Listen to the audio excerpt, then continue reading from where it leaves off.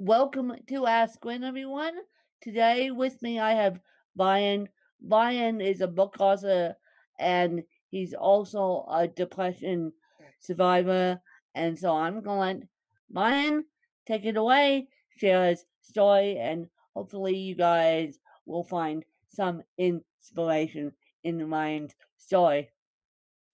Well, thank you, first of all, for having me on your podcast. And I'm excited to just get the opportunity to share, parts of my story that hopefully does resonate with somebody and give some sense of hope and or potentially direction, because I remember when I was in a place where I felt like there was no other way out, that I really just lacked any sense of guidance or direction or hope that things could be different. And now looking back, obviously, there's a lot to be learned from that process. So, I'm going to take you back to what I call my previous life, which was I was a collegiate football coach. And so I was living my dream job. And this was growing up.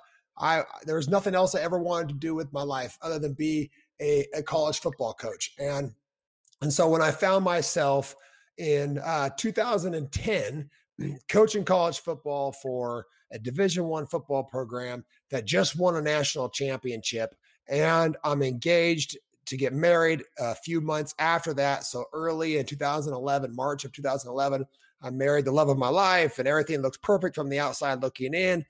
And but underlining was a lifetime of depression and anxiety that I had learned, and I became very strategic at hiding and suppressing. And, early in my teen years, I can remember back to suicidal type thoughts, and all the way up through my teens and 20s, I barely slept. I was really anxious. I was always felt this underlying sense of guilt and really always trying to find some sort of validation and or just support in places that it wasn't available for me. And so coming back to 2011, we were hiding. Now we're just married, and we shortly after that had our firstborn child, and then followed 17 months later our daughter Haley. So we had a boy and a girl, and having a kid at home made me realize that this job that I always treasured so much, and this identity of being a college football coach, was no longer serving me, that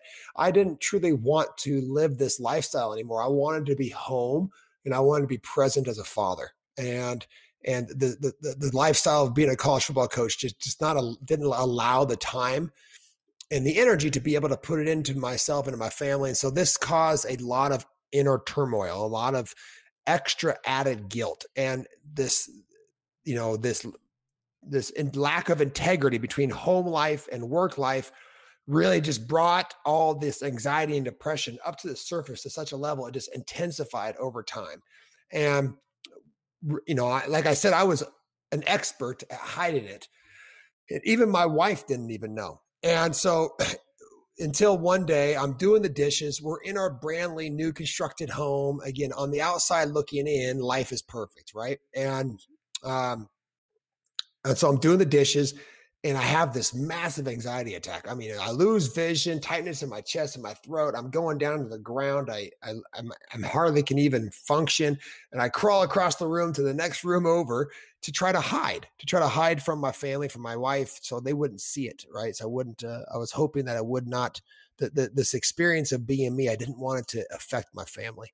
And so Heidi comes walking around the corner, and she's like, "What are you doing?" And I'm curled up in a ball in the corner of the room. And I couldn't hide anymore, because now she's seeing something that's going on. And so I had to come clean. I started to talk to her about, this is a lifelong battle, but the last few months, especially in the last couple of years, but in the last few months, it's really intensified. I'm having these massive anxiety attacks. I'm barely functioning. I can't stand to be in my own skin. And to be honest with you, this massive shame and guilt of feeling like I'm not the man you think I married. And so this sent us down a very bumpy road.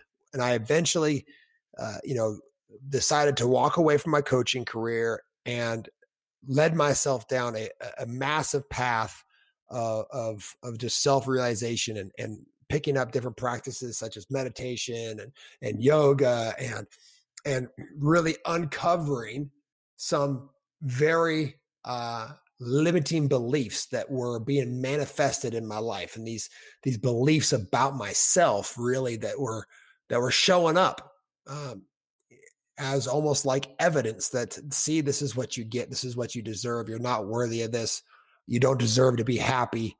Sooner or later the depression's going to win. You're going to screw this thing up sooner or later, so why even try? And really, in the process of me leaving coaching, I went through a massive physical transformation. I lost 70 pounds and just used nutrition and exercise as my only tool. But that led me down a very dark path. I found myself in a emotional relationship with another woman, and Heidi ended up confronting me about this. And from that point forward, we basically were at a breaking point with our marriage. I mean, it was basically like, do I move out tomorrow, or do we really try to work on ourselves, or how do we do this? And in that moment of despair, I got what I would call a download from a higher power, from God, universe, however you speak of that. And it was this idea that we both needed to work on ourselves, to overcome these aspects of ourselves so we could grow back together. And so, we agreed to live as roommates basically for the next 6 months. And we would do this internal, deep emotional healing work. And we would really take a look at the role we're playing. And to be honest with you, we would take 100% responsibility for everything that was showing up in our lives. And so, yeah, we ended up, a few months later, we kind of grew back together and fell back in love. And it's been a path ever since then of just kind of navigating and learning and growing and evolving. And she urged me to write a book about this process of leaving coaching, of overcoming depression. So I ended up telling the story, and that's why we're here today is to share the story of somebody who was at a place of being living years in really this underlining sense of wanting to end things and life being unfulfilled and always seeking outside of myself for approval, to a place now where I'm healthy, grounded, and very clear vision of where I want to go in life. And so I developed these 8 principles of what I call 8 principles of transformation, and kind of illuminated how to grow through each of those and create a practice around that. So, And could you tell my fan base about the book? yeah. So the book is a short read. It's 120 pages or so, and the book it's a choice point is the name of the book. And I tell the story in the beginning phase of the book, and then I go into basically when I realized that something was going on, when I realized that, hey, this is not just me being fundamentally messed up. I thought there was something wrong with me. And as I started to kind of seek and go down the path of transformation, I recognized that I wasn't alone in this struggle. And that if I created this mess that's in my head, then I could untangle it. And so how do I do that? And so I connected a lot of dots through neuroplasticity and different things, and just studying science and really what's going on in our head. And so I studied the human brain. I studied all kinds of different pieces of epigenetics and different things. And I connected some major dots along the way that led me to practices and that led to these principles. So I kind of tell the story of how I connected these different dots from different mentors and books and courses and different things that I was doing to grow.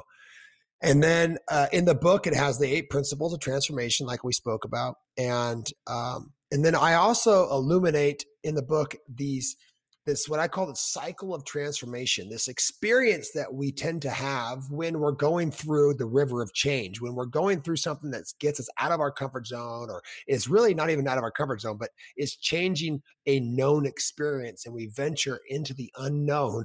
We tend to have to experience this cycle. And I noticed it happening over the course of a day or a week or a few months or even a year. I kind of noticed this constant, this constant change in what I was experiencing. And I call that the cycle of transformation. So I illuminate that piece. And then I go into a bunch of practices. I go into all kinds of different tools. And, everything from journaling exercises to meditation, to breath work, to visualization, to somatic movement, and all the way down to what we call shadow work, where we basically uncover these limiting beliefs and rewrite the narrative that's keeping us stuck in the same experience of life. So the book is a starting point. What I wanted it to be was something, looking back at my life, when I was in my 30s, early 30s, I never even had read a book or picked up a book. I was not into personal development at all, and I was super resistant to it. And so when I wrote this book, I wanted it to be something that was approachable, that was a fairly easy read, not too big, but yet would help people connect some dots for themselves to potentially to start to do the work and to understand that there is a way out, to give hope and to tell a story that maybe relate to somebody else out there that needs to hear the message. Well, isn't that amazing that you went from ball curled up on the ground to now a published author? And didn't you tell me the last time we tried to record this, thank you technology for eating the interview, that the book comes out August 26th? Didn't you tell August 27th. Mm-hmm. August 27th. I was one day off, but I want you guys, and we'll be dropping this episode as of the book publishing date. I want you guys to go pick up Ryan's book, because that's going to help you guys along with helping Ryan. And so what would be your best advice for people that are depressed and are trying to move forward? Yeah, that's a wonderful question. And, it's so unique, I think, to each and everybody's experience of where they are and what it is that they need to learn, because I think we all are here to experience something specific and to learn something specific. But I will tell you that what my experience is that if I could have built a little bit more awareness around the fact that what I was experiencing was there for me to learn something, for me to evolve, for me to grow, then I could have potentially not had to suffer as much. And that's one of my main desires in life, is to somehow be a small part in somebody else's life of saying that we can relieve some unnecessary suffering. One of the pieces for me that was so foundational when it came to connecting dots was, and when I say connecting dots, just something that was like, oh my goodness, I've never realized that was even possible. Like for me, it was something as simple as, did you recognize that you're not your thoughts? That there's 60 to 70,000 thoughts a day, and 80% of these thoughts are the same as yesterday. And so to develop a practice that allows for you to have these thoughts, whatever they are, without judgment, without attaching to them, without identifying with them. Because before I started that practice, I identify with everything I thought as if it was me, no matter how deep or how dark or how unserving they were. I thought, because I thought them, they were me. They were who I am, right? And to recognize that we are not our thoughts. And these are just something that's coming from our past, or conditioning, or biases, or fears. And there's a lot of how we operate, meaning our brain operates, that there's going to be limiting thoughts. There's going to be limiting beliefs, absolutely, no matter what we are taking on in life. And so we learn the process of basically being able to witness thoughts without attaching to them, let them go. Like a visualization that I love to do is, I'm a mountain, I'm grounded, and I can sense myself as grounded as a mountain. And then here come the thoughts. They're clouds. They're clouds that pass over top of me. I don't attach to them. They're not the mountain. Here they come and there they go. I watch them, and I do this in a seated practice to be able to release my attachment to each and every thought. And when we start to let go of our identification with everything that we're thinking, the mind becomes more quiet. and there's all kinds of insights that comes along with that, and practices that can develop with that practice. But just the idea that the first principle in transformation that I have in my book is awareness. And for me, that was just waking up to the idea that I was not my thoughts. Therefore, I could choose to either listen to, attach to them, or to take a thought that's a pattern. If I have a reoccurring thought that looks like a pattern looping over and over and over, then that's potentially something in need of healing. And I should look at that, objectify it. And if I need to go back and do some rewriting of the narrative that story is telling that's running in my mind, and go back and rewrite that narrative to heal that part of myself, so that part of that voice quiets down. I don't have to keep listening to those reoccurring thoughts. So just to be aware, to start to ask powerful questions that can shift your mindset towards seeing what the next step is. I think it's so important to recognize that when we're in this place, if you are out there listening and you are in some place where you feel like, man, there's just no way out of this. It's dark. It's cold. It's lonely. I don't deserve this. I don't deserve that. That I've been there. I know what it feels like. And I know that it's hard to even see in front of your face. I know it's hard to see tomorrow or even the next breath. But if you can see just 2 inches, you can see potentially what the next step is for you, to take that step and to have faith that the next step, whatever you get to, wherever you can see, whether that's just a few feet in front of your face or to tomorrow, that the next thing will be revealed to you. But we have to walk the path. We have to be seekers. We have to ask hard questions about ourselves and go inward. And when we do, answers will start to show up. They will reveal themselves. It's when we stay stuck in the story, when we stay stuck, and it's going to feel like there's no way out. That's the scariest part to me. And as I remember what that feels like. But we have to try to venture into the unknown and venture into some sense of faith that as I take a step, the next step will appear. Yeah, exactly. Now, where can people find you, and obviously where can people find the book? So IHP Coaching is the name of our coaching business membership that we have. IHP, as in Integrated Human Performance, is the name of the coaching business. So IHP Coaching, to find us there. The book is on Amazon. Like I said, Choice Point. That it goes on sale August 27th. So I'm sure this will air by then. Yep. And there'll be obviously it's in Kindle and hard copy, and I'm working on the audio version here shortly. So that'll be up in the near future as well. Well, thank you very much, Ryan, and I hope you guys enjoy Ryan's book. Just give us the title again, just in case people missed it. Yeah, Choice Point. Choice Point is the name of the book. Point by Ryan Sawyer. And Choice Point. And you guys, let's make Ryan Amazon #1 seller, please, because Ryan has put his blood, sweat, and tears into this book. And so that would make me really happy if you could help Ryan out and buy Choice Point.